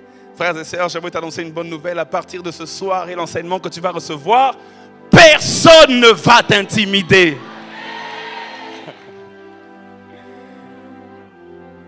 Le troisième point que j'aimerais nous partager ce soir, c'est le don du discernement des esprits. Il me reste 35 minutes et c'est une bonne quantité de minutes. Je pourrais donc épuiser ma matière de ce soir, comme ça demain on passera directement sur le don de prophétie. Le don du discernement des esprits. Comme j'ai dit tout à l'heure, en grec, même le terme discernement, le don du discernement des esprits, c'est au verset, trouve-moi le verset, c'est peut-être 7 ou 8, je sais pas, ou 9 ou 10. Voilà, verset 10. À un autre, le don d'opérer des miracles, à un autre, la prophétie, à un autre, vous voyez, en français, on met ça au singulier, le discernement des esprits, mais en grec, c'est au pluriel, les discernements des esprits. Donc, le don du discernement, on peut aussi l'appeler le don des discernements, si vous voulez. Pourquoi au pluriel? Parce que ça indique qu'il y a plusieurs façons dont ce don se manifeste. C'est pour cela que c'est au pluriel en grec.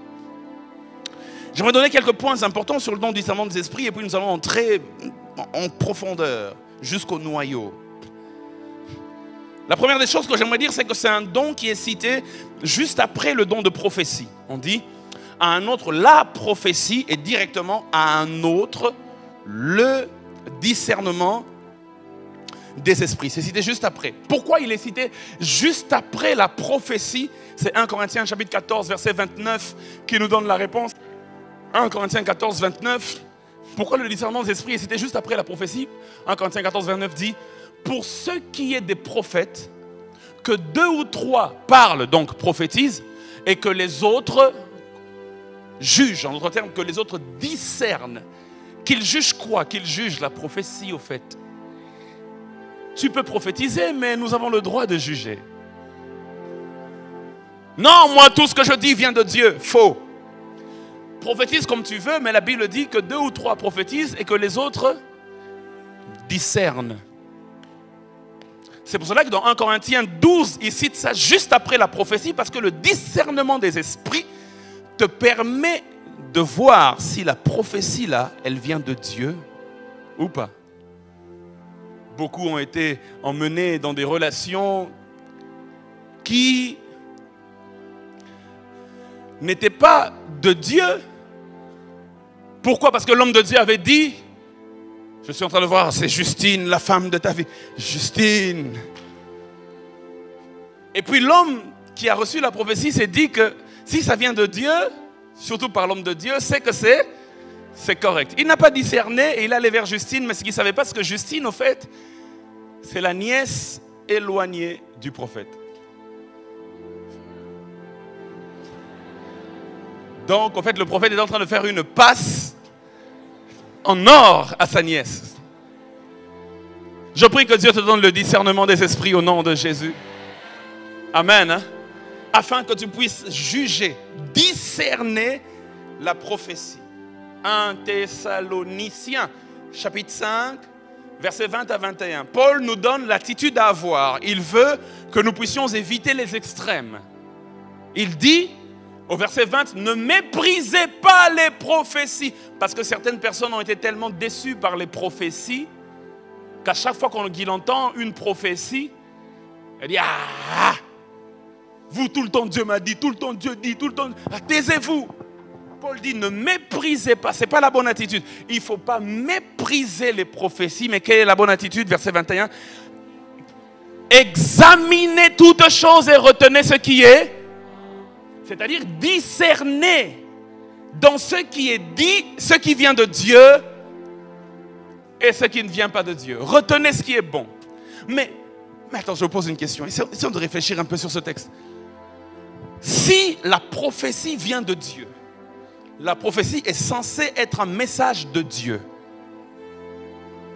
Comment il dit que nous examinions le message de Dieu et que Dieu a parlé mais que nous retenions ce qui est bon? Mais si ça vient de Dieu, on doit tout prendre, non? C'est Dieu quand même. Pourquoi faut-il examiner? Parce que Dieu n'a pas parlé directement. Dieu est passé par un homme. Le problème, c'est l'homme. Si Dieu n'était pas passé par un homme et qui te parle directement, n'examine rien, prends tout. Parce que tout est bon. Mais quand ça passe par l'homme, dis avec moi l'homme. L'homme peut malheureusement ajouter du sien selon sa compréhension. De telle sorte que lorsque tu entends la parole, il y a une partie qui vient de Dieu et il y a une partie qui vient de l'homme. Maintenant, Paul dit, aie le discernement pour enlever la partie de l'homme et retenir la partie de Dieu. Oh my God. Y a-t-il un peuple spirituel ce soir? Il dit, aie le discernement. Parce que Dieu, je donne souvent cet exemple quand je parle du discernement des esprits. Dieu peut te dire, Cyriel, Dieu te dit, alors que je te regarde, je suis en train de voir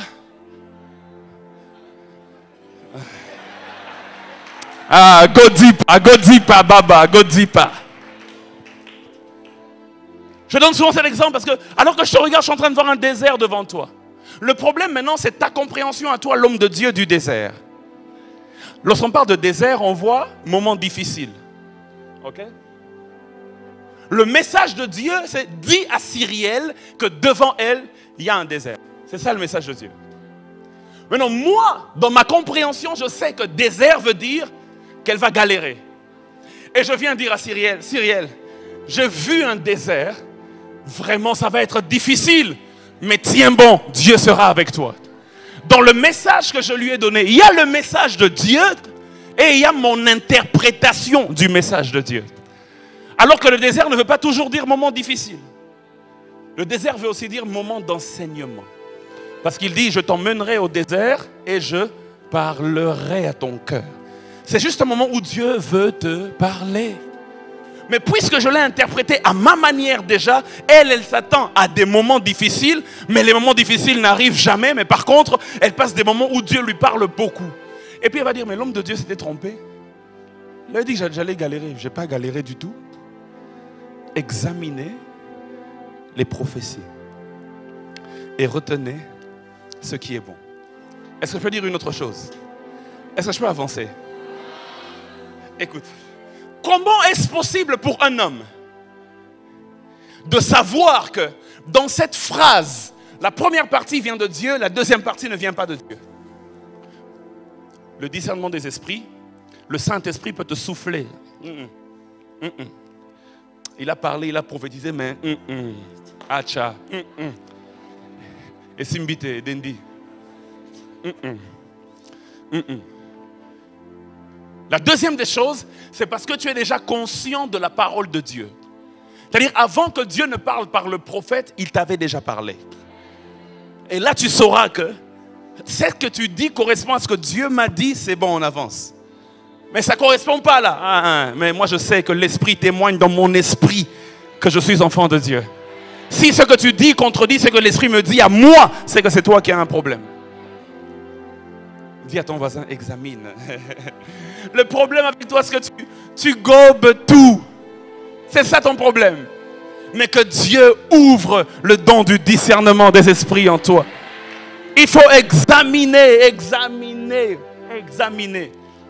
La troisième des choses que j'aimerais dire sur le don du discernement des esprits, c'est que ce don implique une perception spirituelle qui nous aide à différencier les esprits.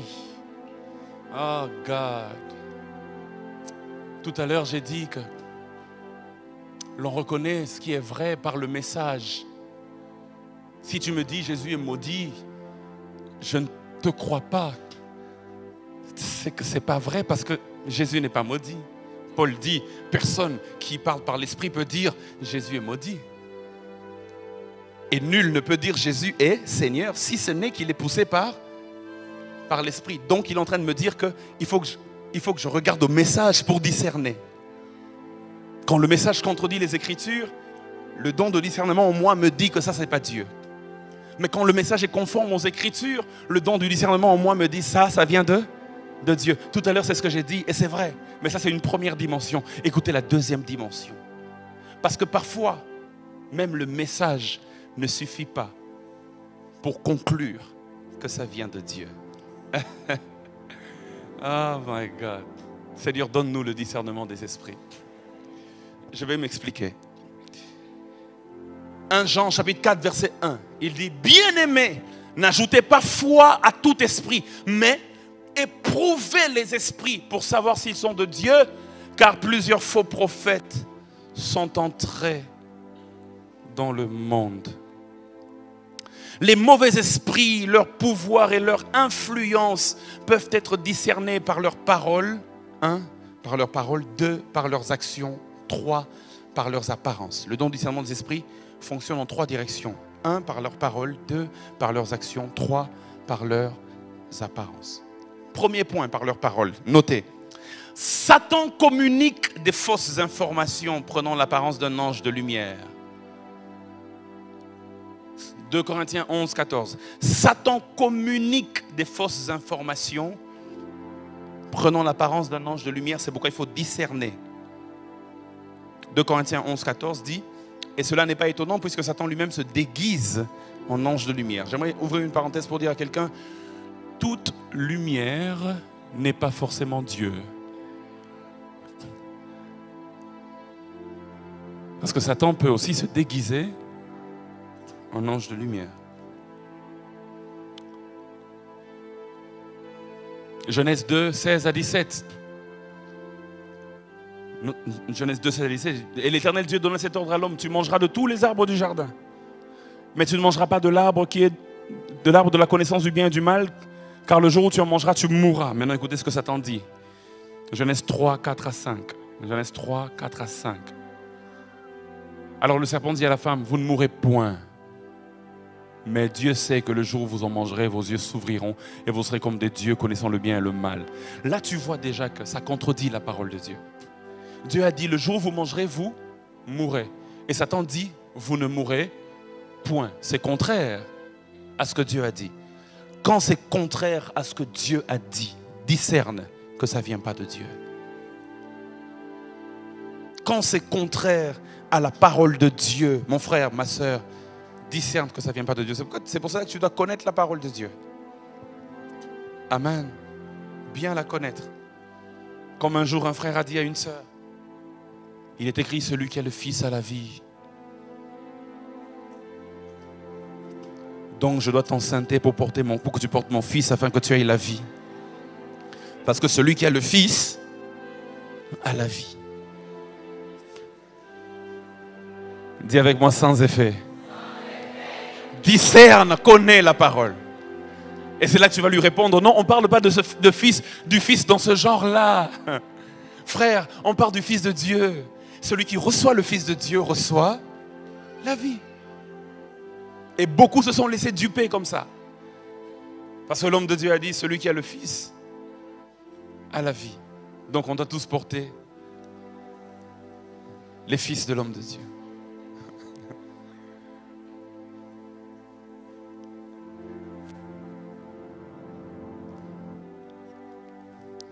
1 Roi chapitre 22, versets 21 à 23. On est toujours dans le premier point. Satan communique des fausses informations prenant l'apparence d'un ange de lumière. Écoutez bien ce texte. Il est choquant ce texte. 1 Roi 22, 21 à 23. Et un esprit vint se présenter devant l'Éternel et dit, moi je le séduirai. L'Éternel lui dit, comment? Je sortirai, répondit-il. L'esprit répondit, je sortirai et je serai un esprit de mensonge dans la bouche de tous ces prophètes. L'Éternel dit, tu le séduiras et tu en viendras à bout. Sors et fais ainsi. Verset 23. Et maintenant, voici l'Éternel a mis un esprit de mensonge dans la bouche de tous tes prophètes qui sont là. Et l'Éternel a prononcé du mal contre toi. Qu'est-ce qui s'est passé dans ce texte? Il s'est passé que... My God. Les prophètes prophétisent. Ainsi parle l'Éternel.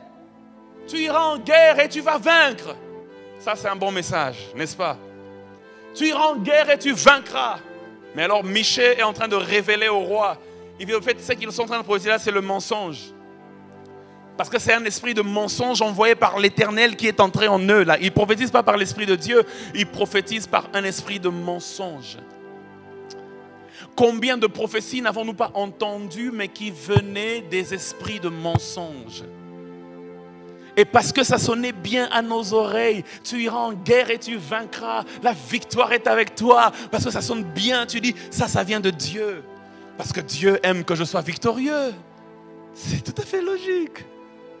Et on me prophétise la victoire, donc c'est Dieu. Mais la Bible déclare la source, c'était un esprit de mensonge. Et le roi est allé en guerre. Et on lui a lancé une flèche. Et il est mort. Il n'a pas vaincu. Il a été vaincu. C'est pour ça que je disais, le message même que tu entends ne suffit pas. Il faut détecter la source qui parle. Et c'est pour cela que tu as besoin du discernement des esprits. Combien de prophéties mensongères n'avons-nous pas entendues? Comme disait le feu Jacques-André Vernaud, des pseudo-prophètes sont venus nous parler de pseudo-prophéties, des fausses prophéties. Des fausses prophéties. Maman, je suis en train de voir ta dernière fille, là c'est une sorcière, il faut la chasser de la maison. Et beaucoup de familles ont été divisées à cause des pseudo-prophéties comme ça. Et nous avons beaucoup d'enfants dans la rue et l'Église a contribué à les mettre dans la rue parce que le prophète ou le pasteur avait dit que cette fille-là est une menteuse ou bien c'est une voleuse ou bien elle est possédée par des démons. Mais si elle est possédée par des démons là. Est-ce que je parle à quelqu'un? Discernons. Dieu voudrait-il qu'une famille soit divisée? Il faut discerner, il faut connaître le message de Dieu. Il faut connaître l'esprit qui parle derrière. L'esprit qui parle derrière. Ne soyons pas sentimentalistes. N'ayons pas non plus un excès de confiance en l'homme, qui qu'il soit. La Bible dit même, maudit soit celui qui se confie en l'homme. Ayons un excès de confiance en Dieu et en Dieu seul et en sa parole. Est-ce que je parle à quelqu'un? Ce n'est pas parce qu'on t'a prophétisé du miel que forcément tu rencontreras du miel. Ce n'est pas parce qu'on a dit tu vaincras que forcément tu vaincras. Il est parti et il est mort, il a été vaincu. Parce que c'était un esprit de mensonge. Ce n'est pas parce que toute phrase commence par ainsi dit l'Éternel que tu vas dire ok, c'est que c'est forcément l'Éternel. Discerne. Est-ce que je parle à quelqu'un? Discerne. Discerne. Grandis dans ta foi. Discerne. Parce qu'aujourd'hui, tu entendras un prophète dire va à gauche. L'autre fois, tu viens entendre quelqu'un d'autre te dire va à droite. Et puis, tu ne sais plus où aller. Un enfant au bout d'une route trouva tout à coup 2 chemins. Ça, c'est une récitation qu'on m'a apprise à l'école primaire. Discerne. Tu ne sais pas où aller, à gauche ou à droite.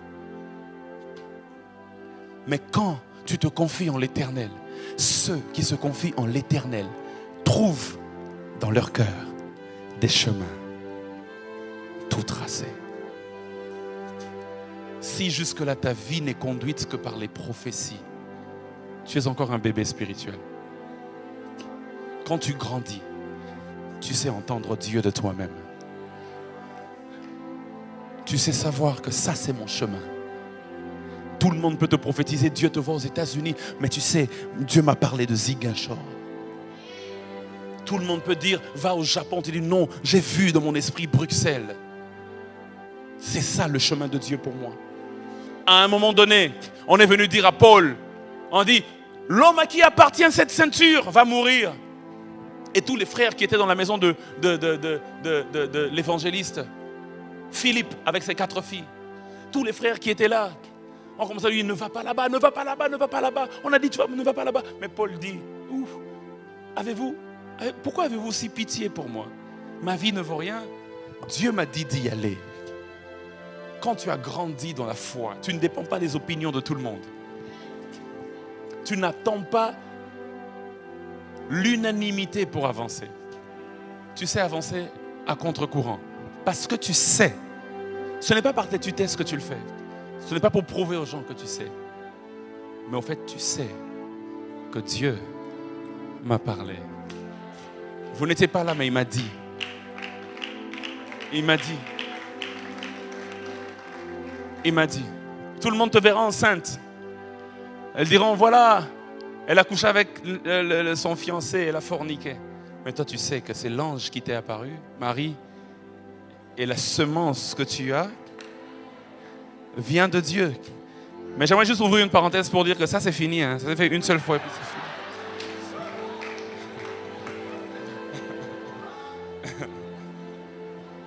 Le Messie est déjà venu. Hein. Cette histoire-là, c'est fini.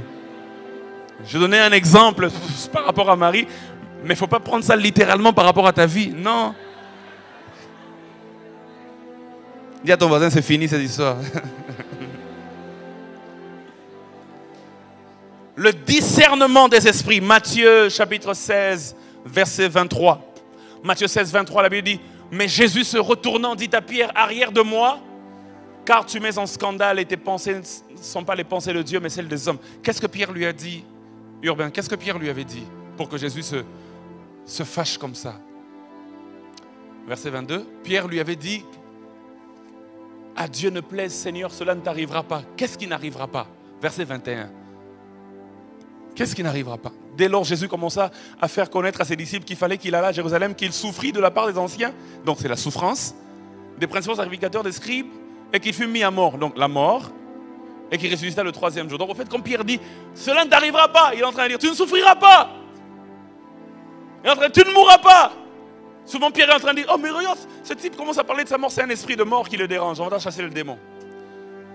Il dit, à Dieu ne plaise, tu ne mourras pas. Si je viens te dire, mon frère, tu ne mourras pas, ça sonne bien, non? Non, je ne mourrai pas, je vivrai. Non, non, non, non, non, je ne mourrai pas, je vivrai. Je raconterai. Et je raconterai les œuvres de l'Éternel. Mais pour Jésus, c'était, oui, je vais bien mourir sur la croix, oui, oui, oui. Est-ce que je parle à quelqu'un? Pierre lui dit, tu ne mourras pas, ça sonne bien. Il a pitié pour lui. Il veille sur lui, il veut qu'il vive. Mais Jésus dit, arrière de moi, Satan. Frères et sœurs, que Dieu nous donne de discerner la source, même quand les paroles sonnent bien à nos oreilles. Que Dieu nous donne de discerner la source, même quand les paroles sonnent bien à nos oreilles. Oh my God. Actes chapitre 13, verset 10, Paul dit, homme plein de toute espèce de ruse et de fraude, fils du diable, ennemi de toute justice, ne cesseras-tu point de pervertir les voies du Seigneur? Il a discerné l'esprit qui agissait dans cet homme. Actes 16, 17 à 18. Commençons par le verset 16, Urbain. Rentrons au verset 16. Actes 16, 16. J'ai parlé de ça dimanche, j'ai même parlé de ça durant le séminaire de la Jade. Il dit, comme nous allions au lieu de prière, une servante qui avait un esprit de python et qui en devinant procurait un grand profit à se mettre 20 au devant de nous. Verset 17, la Bible déclare, elle se mit à nous suivre, Paul et nous, et elle criait, ces hommes sont les serviteurs du Dieu très haut. Et il vous annonce la voie du salut. Frères et sœurs, où est la faute dans ce qu'elle a dit? Paul et Silas et Luc, n'étaient-ils pas les serviteurs du Dieu très haut? N'annonçaient-ils pas la voie du salut? Elle a dit vrai, ces hommes sont les serviteurs du Dieu très haut et nous annoncent la voie du salut. Verset 18, la Bible déclare, Paul a discerné, malgré que ça sonnait bien dans les oreilles, mais la source n'est pas de Dieu. Et Paul a chassé le démon.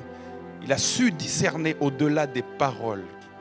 quand tu as le discernement des esprits, même quand il vient te dire, tu es la plus belle, ma lune, mon étoile, quand je te vois, mon cœur, il bat. Quand je te vois, j'ai comme l'impression que je me sens pousser les ailes et je peux voler jusque sur Mars. Quand tu as le discernement des esprits, tu sais sans savoir que ça, c'est un escroc. Et que si je vais sur ce chemin-là, il y a un grand goumin comme ça qui est en train de m'attendre. Que Dieu te donne le discernement des esprits, donne-moi un bon amen. Et puis tu vas voir un autre frère qui, lui, n'arrive pas à parler parce qu'il est timide, il bégaye même. Au lieu de dire, Joséphine, c'est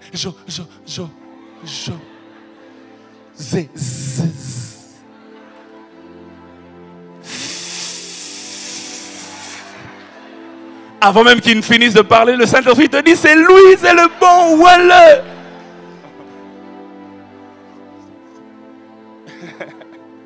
Est-ce que je parle à quelqu'un? Amen.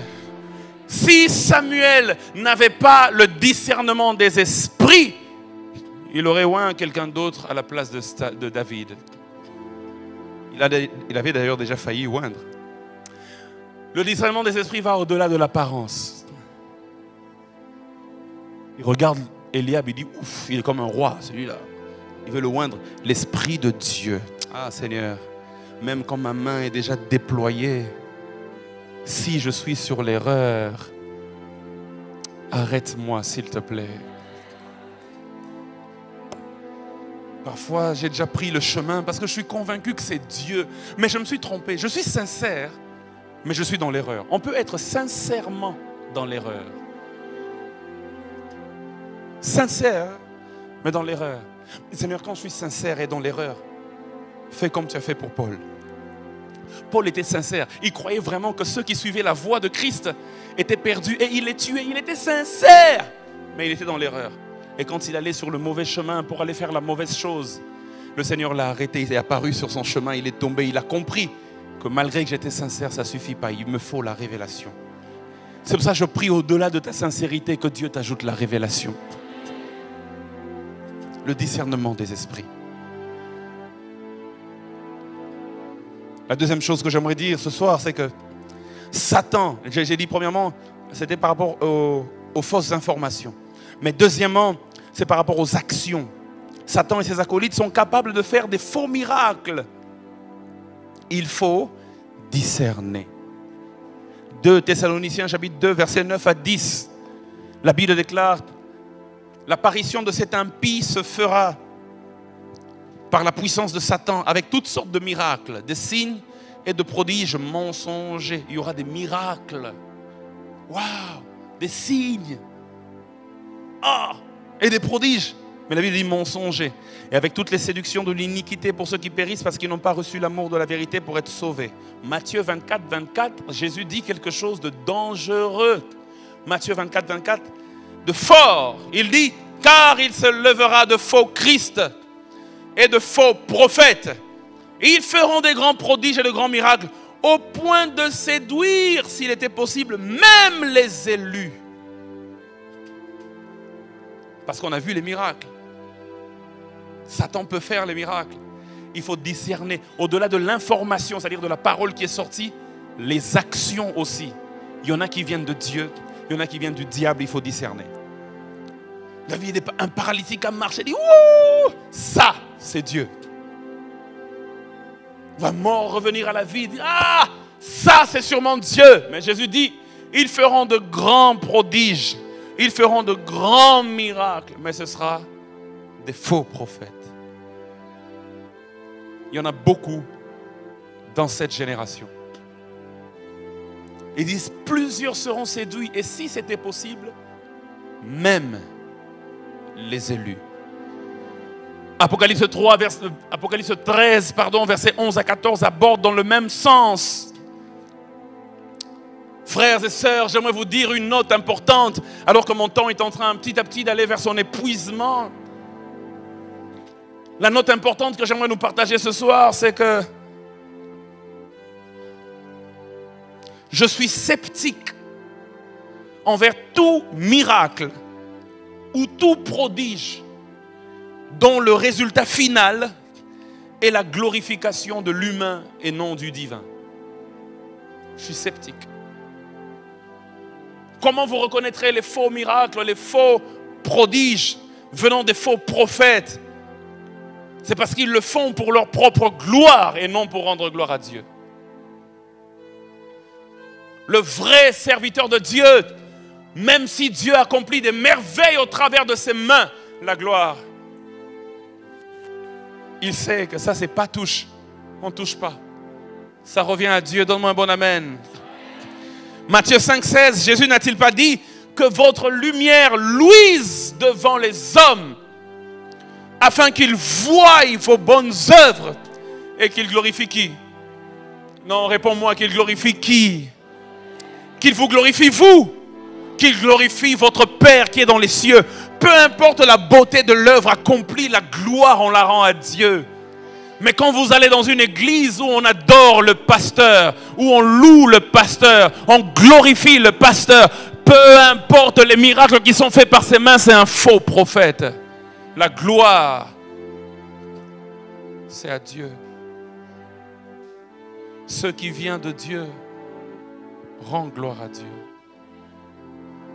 Je répète, ce qui vient de Dieu rend gloire à Dieu. Acte 14, 8 à 18. Quel homme, Paul. Regardez un vrai serviteur de Dieu. Seigneur, donne-nous ce genre de cœur. À Lystre se tenait assis un homme impotent, des pieds boiteux de naissance et qui n'avait jamais marché. Jamais. Il écoutait parler Paul, et Paul, fixant les regards sur lui et voyant qu'il avait la foi pour être guéri, dit d'une voix forte, lève-toi sur tes pieds. Et il se leva d'un bond. La Bible déclare, et il marcha. À la vue de ce que Paul avait fait, la foule éleva la voix et dit en langue lycaonienne, les dieux sous une forme humaine sont descendus vers nous. Ils appelaient Barnabas Jupiter et Paul Mercure parce que c'était lui qui portait la parole. Verset 13, la Bible déclare, le prêtre de Jupiter, dont le temple était à l'entrée de la ville, amena des taureaux avec des bandelettes vers les portes et voulait de même que la foule offrir un sacrifice. Pourquoi? Pour adorer Paul et Barnabas. Les apôtres Barnabas et Paul, ayant appris cela, déchirèrent leurs vêtements et se précipitèrent au milieu de la foule en s'écriant, « Ô hommes, pourquoi agissez-vous de la sorte? Nous aussi, nous sommes des hommes de la même nature que vous. Et vous apportant une bonne nouvelle, nous vous exhortons à renoncer à ces choses vaines pour vous tourner vers le Dieu vivant. » Ils tournent le regard vers qui? Le Dieu vivant, qui a fait le ciel, la terre, la mer et tout ce qui s'y trouve. Verset 16. Car Dieu, dans les âges passés, a laissé toutes les nations. Bref, frères et sœurs, la Bible déclare que Paul a refusé de recevoir cette gloire. Lorsque tu te distingues par la qualité de tes œuvres, par la qualité des miracles, par la qualité de tes enseignements, la foule voudra toujours offrir des sacrifices pour toi, t'adorer d'une manière ou d'une autre. Elle dit, ah, ça c'est l'homme de Dieu. L'homme de fire. On va te donner des surnoms. L'homme à la langue brûlée.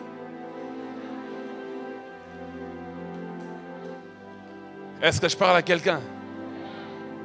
Il y a même un chez nous qu'on appelle l'homme, pas l'homme de Dieu, mais l'homme Dieu. Motonzambe. Est-ce que je parle à quelqu'un? Lui, c'est vraiment le général de tous les généraux. Le top des serviteurs. Nul n'a jamais parlé comme lui. La foule peut faire tout ce qu'elle veut, mais tout dépend de toi, ton attitude. Paul a déchiré ses vêtements et dit, je n'en suis pas digne. Tournez les regards vers Dieu. Donne-moi un bon amen. Tournez les regards vers Dieu. Enfin, frères et sœurs, Satan infiltre la communauté chrétienne avec des faux enseignants. 2 Pierre 2, 1 à 2. Il y a eu parmi le peuple de faux prophètes. Et il y aura de même parmi vous des faux enseignants, des faux docteurs, qui introduiront des sectes pernicieuses et qui, reniant le maître qui les a rachetés, attireront sur eux une ruine soudaine. Plusieurs les suivront dans leur dissolution et la voie de la vérité sera calomniée à cause d'eux. Frères et sœurs, les faux docteurs, les faux enseignants, que Dieu nous donne le discernement afin de les détecter et de ne pas les suivre. Il dit, ils emmèneront parmi vous des sectes pernicieuses. Vous vous êtes jamais rendu compte que ces faux enseignants apportent parfois un évangile trop compliqué? L'évangile est simple. Il complique les choses avec beaucoup de choses bizarres, beaucoup d'artifices qui ne viennent pas de Dieu. Et malheureusement, ce genre de personnes drainent beaucoup, mais alors beaucoup de foule. C'est ce que dit la parole ici. La parole dit, plusieurs les suivront. Mais je prie que toi, tu ne sois pas du lot, parce qu'en toi, le discernement des esprits va fonctionner. Tu vas l'écouter parler, prêcher. Ça va sembler beau, intelligent, intellectuel, rationnel. Et tu écoutes. Il y a quelque chose au-dedans de toi qui dit non. Ton esprit est dérangé. N'avez-vous jamais écouté une prédication et ton esprit est dérangé? Tu ne sais pas expliquer par A plus B, mais au-dedans de toi, tu es irrité, tu es dérangé. Seigneur, je prie que tu nous donnes ce discernement afin que nous ne puissions pas nous perdre. La Bible déclare dans Jude, chapitre 1, verset 4, « Car il s'est glissé parmi vous certains hommes dont la condamnation est écrite depuis longtemps, des impies qui changent la grâce de Dieu en dissolution et qui renient notre seul Maître et Seigneur Jésus-Christ. » Alors, voici 3 façons de reconnaître les faux enseignants. Et on va finir par là, on va prier. Si tu veux reconnaître un faux enseignant, discerner si un enseignant qui enseigne la parole vient de Dieu ou pas. Première clé, c'est une question. Que dit-il de Jésus? Que dit-il de Jésus? Est-ce que déjà il parle de Jésus? Plusieurs d'ailleurs ne parlent jamais de Jésus. Ils vont juste dire Dieu, Dieu, Dieu, Dieu, Dieu. Ils ont honte de dire Jésus. Dieu, ça peut être n'importe qui. Mais quand on dit Jésus, nous là, c'est Jésus que nous suivons même? Est-ce qu'il parle de Jésus? Quand il parle de Jésus, que dit-il de Jésus? Dans Matthieu 16, 15, Jésus lui-même a demandé à ses disciples, Matthieu 16, 15, il dit, d'après vous, qui suis-je? Un vrai disciple du Seigneur doit répondre à cette question. Qui est Jésus? Jésus lui-même pose la question. Qui suis-je? Il pose la question à qui? À ses disciples. Et Pierre répond, tu es le Messie, le Fils du Dieu vivant. Et Jésus dit, tu es heureux, Pierre. 2 Jean, chapitre 1, verset 9. Il est écrit, quiconque s'écarte de ce chemin et ne demeure pas dans l'enseignement du Christ n'a pas Dieu. Frères et sœurs, quiconque ne demeure pas dans l'enseignement, dans la doctrine de Christ, n'a pas Dieu. Il n'y a même pas à négocier, il n'a pas Dieu. Mais celui qui demeure dans l'enseignement a le Père et il a aussi le Fils. Amen. Qu'est-ce qu'il dit de Jésus? Qu'est-ce qu'il dit de la doctrine de Jésus? Autrement dit, Jésus-Christ et son œuvre de rédemption sont d'une importance capitale. Par conséquent, celui qui nie que Jésus est l'égal de Dieu ou qui minimise sa mort en sacrifice ou encore qui rejette son humanité ou qui nie sa résurrection est un faux enseignant. Quiconque dit que Jésus-Christ n'est pas Dieu est un faux enseignant. Ne cherchez même pas loin. Discernez qu'il ne vient pas de Dieu. Paul dit, dans ces Jean qui dit, dans 1 Jean 2, 22, il dit, qui est menteur? N'est-ce pas celui qui nie que Jésus est le Messie? Tel est l'antéchrist, celui qui nie le Père et qui nie le Fils. Que dit-il de Jésus? J'ai entendu une polémique dernièrement dans mon pays où quelqu'un comparait un prophète de son temps, enfin un prophète qui est mort, à Jésus. Vous voyez ça? Vous voyez ça? Tu n'as même pas besoin d'aller à gauche ou à droite. Faux enseignants. Discerne que l'esprit par lequel il parle ne vient pas de Dieu. Il n'y a même pas question de défendre, même pas question de polémique. Non, frères et sœurs, tu touches à Jésus. Ah, mon Dieu. Tu as vraiment touché à Jésus, c'est que vraiment tu es perdu. Est-ce que je parle à quelqu'un? La deuxième question qu'il faut se poser. Prêche-t-il l'évangile?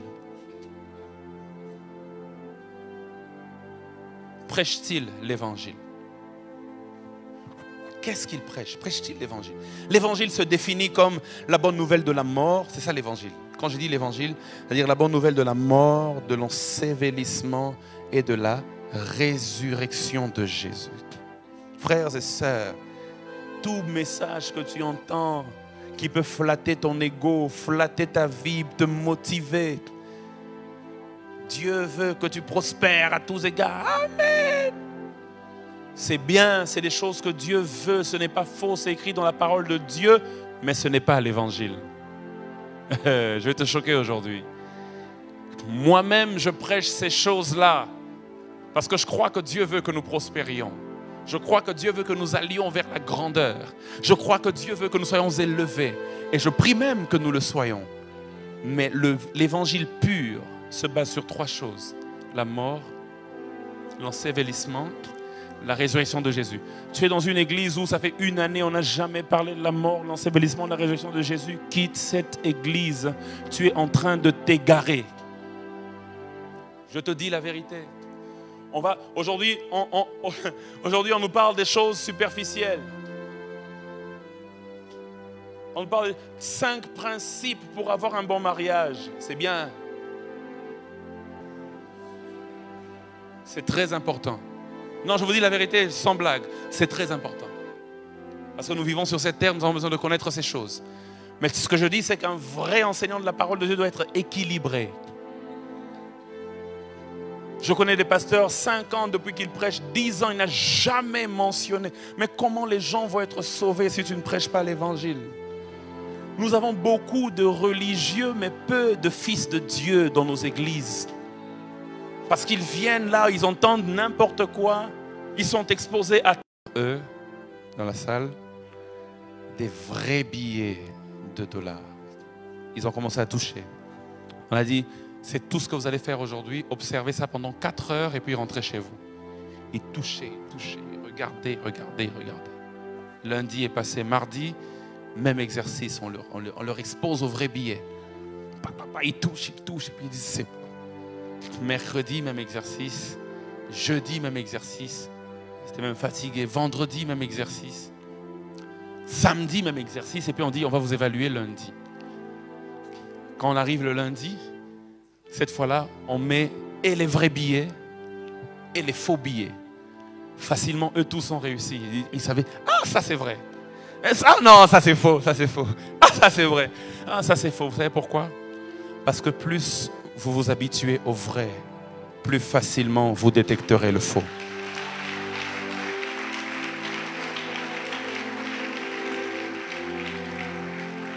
L'une des grandes clés du discernement. Habitue-toi au vrai. Passe du temps avec Dieu. Communie avec l'Esprit de Dieu. Et quand tu t'habitues au vrai, le jour où le faux parlera, tu sauras reconnaître que ça, c'est faux. Parce que je connais le vrai. Que Dieu vous bénisse ce soir.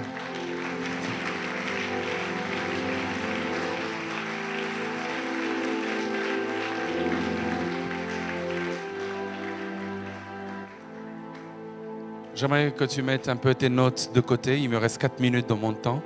On va utiliser les 4 minutes pour la prière. Aujourd'hui, tu vas faire une seule prière. Tu vas dire à Dieu, Seigneur, prends la position d'abord qui te plaît, mais la position qui va te permettre de te concentrer au maximum. Et tu vas prier juste par rapport au discernement des esprits.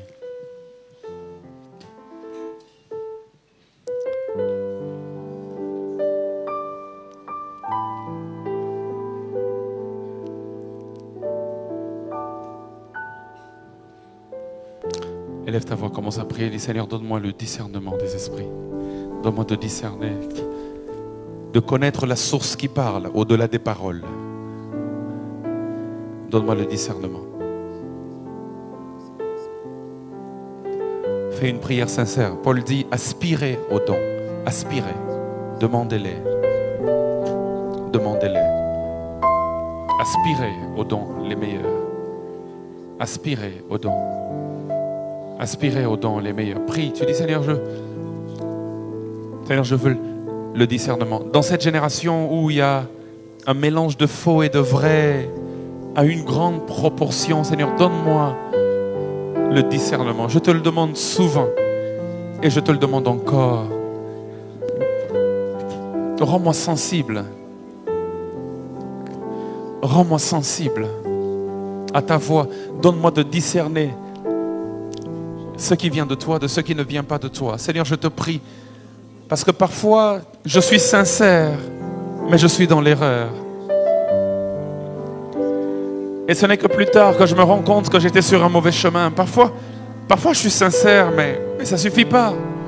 Je prie que la révélation me soit donnée, que le discernement, à chaque fois qu'il y aura un esprit qui n'est pas de toi, que ton esprit en moi soit irrité. Que ton esprit en moi soit irrité. Que je manque la paix. Que je manque la paix. Donne-moi le discernement. Le discernement parfois se manifeste par le manque de paix. Quand je voudrais faire quelque chose, mais une chose qui semble être bonne, mais tu ne m'attends pas là, que je manque la paix, que je discerne. Que je discerne. Quand je voudrais emprunter un chemin, mais un chemin sur lequel tu n'es pas là, et que tout est parfait, j'ai comme l'impression que tout va bien. Même les prophètes m'ont dit que c'est un bon chemin pour toi. Seigneur, donne-moi le manque de paix si ça ne vient pas de toi. Que je discerne. Que je discerne. Je ne veux pas perdre mon temps sur cette terre. Le temps est compté.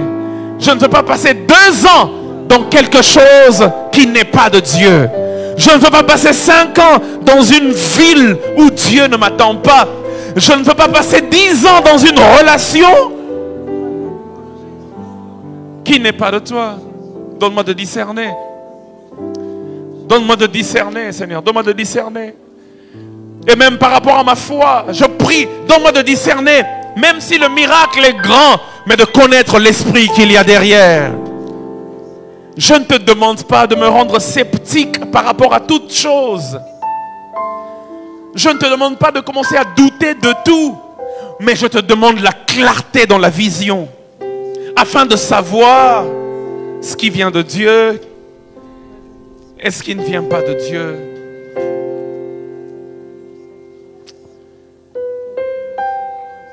Dans mon esprit, que tout soit clair.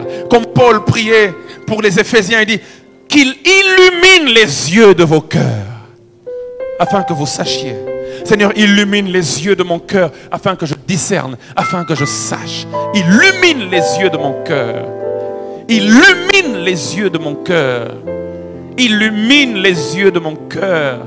Rabalika seblete lebalika. La prière que tu fais ce soir est une prière sérieuse. Et c'est une prière qui va déterminer beaucoup de choses. La prière que tu fais ce soir va te propulser dans ta destinée. La prière que tu fais ce soir va te donner de la vitesse. Alors s'il te plaît, prie sérieusement. Prie sérieusement. Personne ne va t'imposer les mains. Prie sérieusement toi-même. Que le Saint-Esprit illumine les yeux de ton cœur. Afin que tu discernes. Afin que tu discernes. Afin que tu dis, n'es-tu pas fatigué de tâtonner? N'es-tu pas fatigué de tâtonner? N'es-tu pas fatigué de tâtonner? Que le discernement te soit donné. Que le discernement te soit donné. Que le discernement te soit donné. Les hommes peuvent avoir des bonnes intentions et te dire des bonnes choses, mais qui viennent du diable. Avec leurs bonnes intentions, Pierre a dit à Jésus, tu ne mourras pas. Mais Jésus a su, c'était Satan qui parlait. Donne-moi le discernement. Donne-moi de ne pas me limiter à la beauté des paroles, à la beauté de la prophétie, à la beauté de... Donne-moi d'aller au-delà. Donne-moi d'aller au... Seigneur, donne-moi le discernement.